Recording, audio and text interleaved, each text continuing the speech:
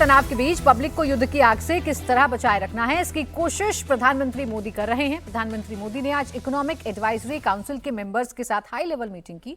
बैठक में global challenge के बीच भारत की इकोनॉमिक ग्रोथ को लेकर चर्चा हुई। ईज ऑफ लिविंग और ईज ऑफ डूइंग बिजनेस में रिफॉर्म को लेकर भी प्रधानमंत्री मोदी ने डिटेल में बात की।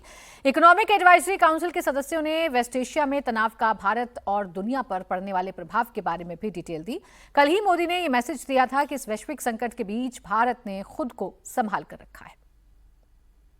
दुनिया संकटों में घिरी हुई है।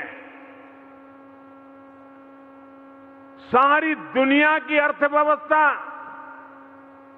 सवाल ये निशानों के नीचे दबी पड़ी है। वैश्विक संकट के इस बुरे से बुरे दौर में भी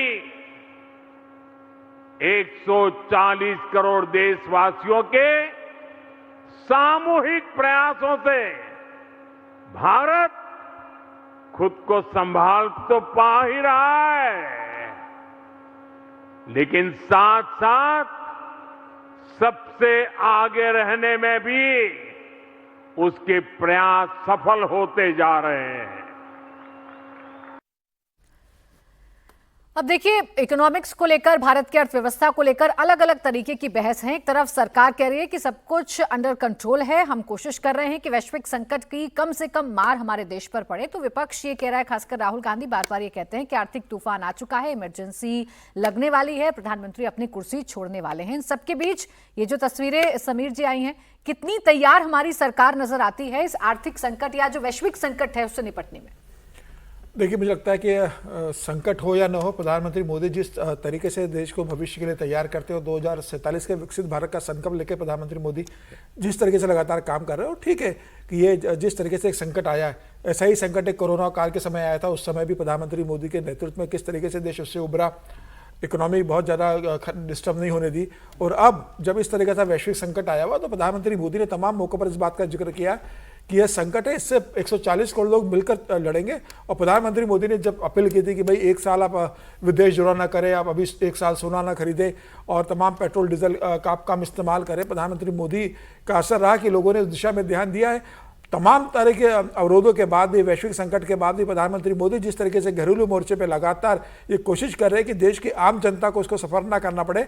आप देखिए, दुनिया में जिस तरीके से पेट्रोल डीजल के दाम बढ़े, हमारे देश में भी दाम बढ़े, लेकिन उसका अगर परसेंटेज देखेंगे तो बहुत आवश्यक होने पर उसके दाम बढ़ाए गए। और प्रधानमंत्री मोदी जिस तरीके से लगातार इकोनॉमिक स्तर पर कोशिश कर रहे हैं कि भाई भारत में कोई बड़ी आर्थिक मंदी ना आए। और आज मुझे लगता है कि एक वो आई है कि भारत की आर्थिक ग्रोथ को लेकर एक रिपोर्ट आई है कि 7.5% के करीब रहने की रहा है, 7.7 रहा है और 6.6 रहने की संभावना। 7 इसके बाद भी 7.7 रहा और 6.5 भी रहने की किया गया। तो प्रधानमंत्री मोदी का पूरा ध्यान है। और जिस तरीके से उन्होंने अपने इकोनॉमिक एडवाइजर टीम के साथ बैठक की, तो प्रधानमंत्री मोदी सुनिश्चित करना चाहते होंगे कि आने वाले समय में कोई और बड़ा संकट आए, उसके पहले सरकार अपने उसके जो जरूरी कदम है वो उठा ले। और मुझे लगता है कि जब प्रधानमंत्री मोदी जिस तरीके से तमाम मोर्चे पर कदम उठा रहे हैं, जिस तरीके से वित्त मंत्रालय, RBI जिस तरीके से कदम उठा रहा है, मुझे लग रहा है कि आने वाले संकट का पहले ही अनुमान सरकार ने लगा लिया है और उससे लड़ने की प्रधानमंत्री मोदी ने पूरी तैयारी कर ली है। देखिए, एक तरफ आर्थिक संकट से निपटने की तैयारी सरकार कर रही है, तो दूसरी तरफ बिहार में इस वक्त सियासी जो भूचाल है वो देखने को मिल रहा है। मसला क्या है? लालू फैमिली की सुरक्षा का। लालू फैमिली की सुरक्षा में कटौती को लेकर सियासी घमासान शुरू हो गया है। सुरक्षा में कटौती के बाद लालू परिवार ने अपनी पूरी सिक्योरिटी को वापस कर दिया है।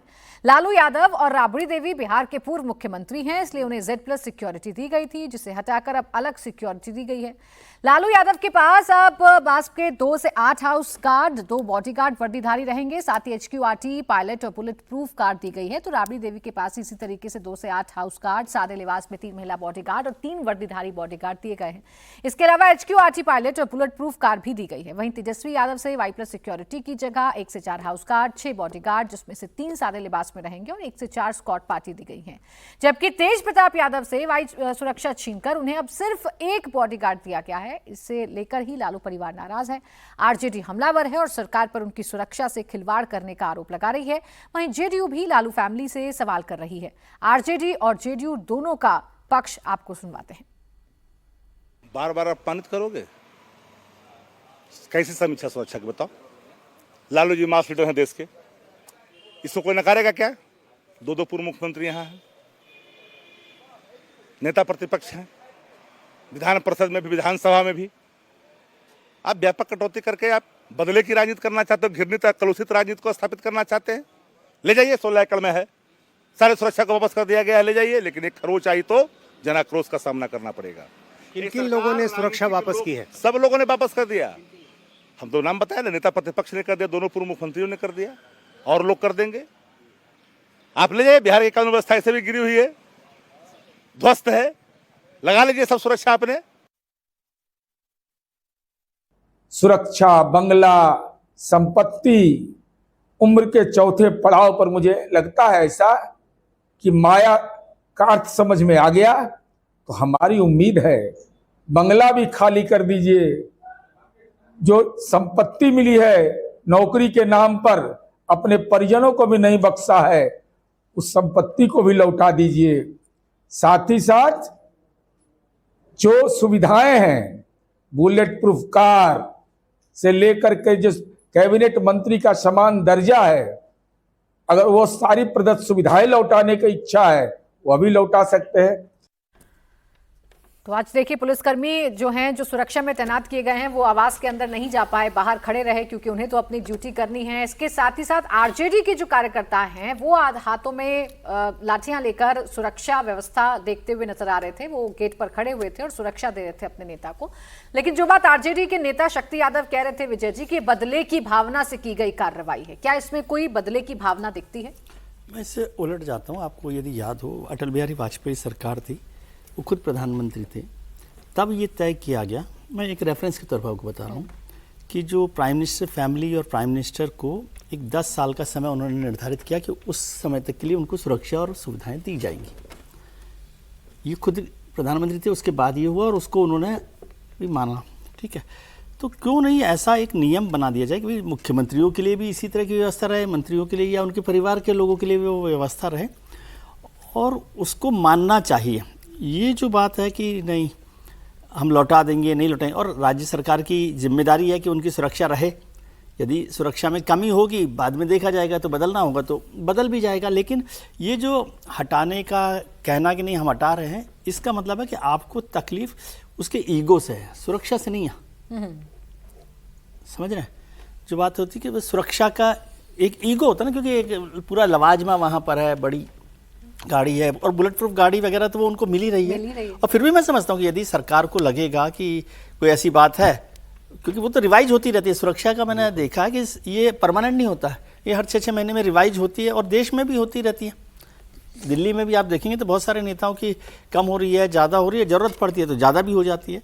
तो इस सब पर करना चाहिए, और इसको ईगो इशू बनाने की बजाय या पॉलिटिकल लीडर्स का जो अपना एक ये सिंबल बनाना, पावर सिंबल के तौर पे इसको लेना। और लालू जी तो अपने आप को जनता का नेता मानते हैं, राबड़ी जी भी अपना जनता नेता मानते हैं। वैसे तो आजकल वो निकलते नहीं है बाहर, निकले तो फिर कौन जनता, कोई उनको उनके खिलाफ मुझे तो कोई नहीं लग रहा कि माहौल है देश में। सिंगापुर गए हुए अभी तो सिंगापुर नहीं, मतलब वैसे कह रहा हूँ कि सिंगापुर तो वो बहुत गुलाब बेटी के साथ इलाज वो है, लेकिन ये इसको एक सिंबल के तौर पे, पावर सिंबल के तौर पे देखते हैं, वो बड़ी परेशानी। दिक्कत वही, स्टेटस सिंबल जिसे आप कहते हैं।